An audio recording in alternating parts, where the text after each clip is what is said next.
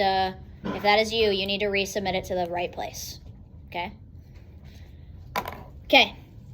Today we do have a couple important things to do. Tomorrow we're going to do a fun activity. We're not doing SAT prep tomorrow. That'll start next week. Okay? We'll do something fun in class to kind of end the unit and end the week. I'm bringing in some treats for everyone. It'll be a good day tomorrow. Okay? But today we have stuff to get through. So focus. Okay? It's important. We're going to just do a quick review over the argumentative unit. Okay? This is going to be a class participation thing. Okay? So next to each prompt I have written, I have how many students need to respond before we move on. Okay? So actively participating and responding, you should know the answers to these. And then after that, I'm going to make sure that you can all get into your College Board accounts. Okay? And if you cannot, I need to talk to you and put you on a list of people to help later. And then I need you guys to accept my invite to Khan Academy. So that will probably be after lunch. Let's just do this little review before lunch, okay? Okay. So we're reviewing argumentative unit stuff, okay? Class participation. Please do not blurt out. Raise your hand if you're participating, okay? If you participate, you can come up and get a piece of candy, okay? I don't want to hear from the same person each time. It needs to bounce around, okay? I need to hear from people, okay? Cool? This is in lieu of you writing me a page journal prompt, okay? All right, let's bounce it back all the way to the beginning of the semester to rhetoric and rhetorical strategies, okay? Who wants to remind me what rhetoric is? The definition. Grace. Yes, it is persuasive writing, okay? So a little more in depth to that, it's the art of using language persuasively, okay? In writing or speaking, right? We talked about how it's not the same as rhetorical jokes or anything like that. Those are two different definitions. Nice. Moving on. What are a few things that we learned from this short unit? 2 to 3 people need to respond. What did we learn from rhetoric? Tyler. How to write a counter-argument and a rebuttal. Yep, that was part of it. That was part of the argumentative essay portion. So, yeah, that's good. Parker. Ethos, logos, and pathos. Nice. Tell me what they are. Tell me what each one is. Is the credibility. Right. Logos is appeal to emotion. Yep, appeal to emotion. Yep. Oh, logos, should you say? Or pathos is emotion. Yes.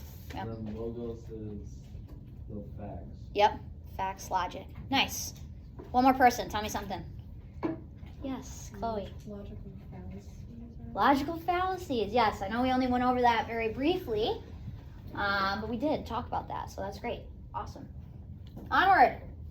Tell me about a rhetorical strategy that you learned and how it would be important in your writing or speaking. So we already covered ethos, logos, pathos. Think of something else that we talked about. Think back to maybe when we did the quiz and stuff like that. Ben. Sticking to one side of an argument, not jumping over. Yeah, that's a good one. That would be good. I'll take that. Tyler. Using dialogue, For what? Give me a little more for that. prove your argument. Yes. So evidence to support your argument. Right. Okay, what about things like diction and imagery, alliteration, allusion? Somebody tell me about one of those.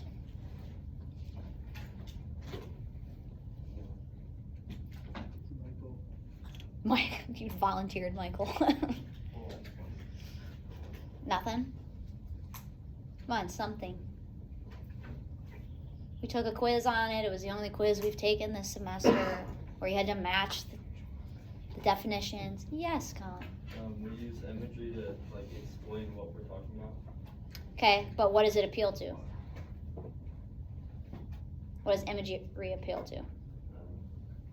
5 things that a person has. Oh, your senses. Your senses. Yes, nice. Yes, we did talk about imagery quite a bit. All right, here's a good one. What are some jobs that revolve around rhetoric and argumentative strategies? So real life, people using this all the time. Trying to think of someone who hasn't talked. All right, Gabe. Lawyers. Lawyers, for sure. Dawson. Politicians. Politicians. Tyler. Journalists. Journalists. Yeah, that's a good one. College professors, teachers, historians as well. remember some stuff. I'm happy with that. All right, this is the second thing we'll go over, and this is specific to the essay.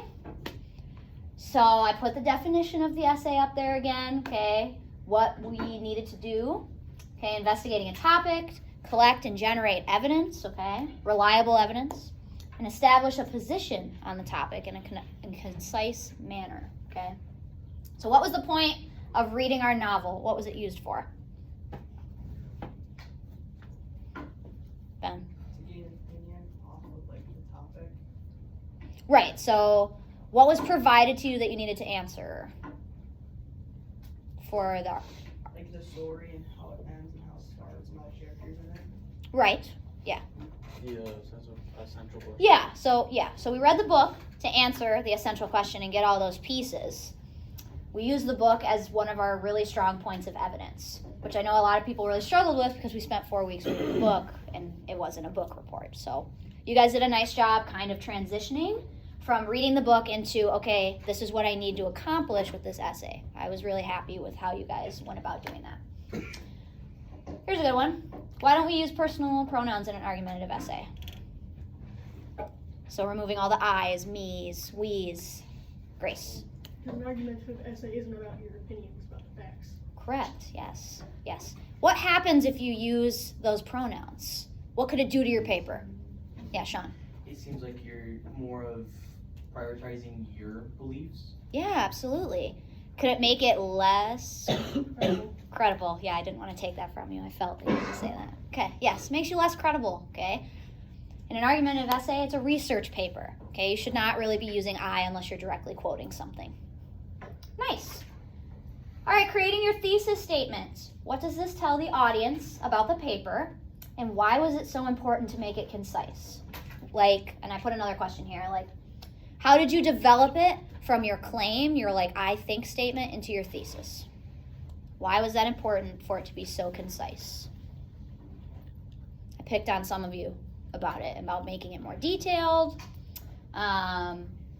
about making sure you don't have both sides in it, remember? Okay, because when you're writing your thesis, you're taking one side, okay, for your claim.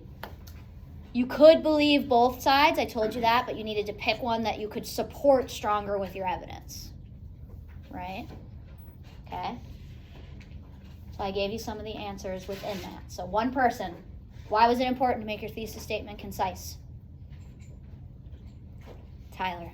So people understand like what you're supporting, like what your argument is. Right, so there's no confusion there, right? Okay, it's right to the point. Okay, some people, like I said, I had to take out both sides. So I know a lot of people who read When We Were Lost, your question, a lot of you were like, well, I believe leaders could be born or determined by a group. I'm like, okay, well, let's pick the side you think your book and your articles can support more. And at some point, you can talk about both sides. You'll have your opportunity, right? Nice. All right, last one. Why is it important for us to learn to write like this? Why is it important? In life.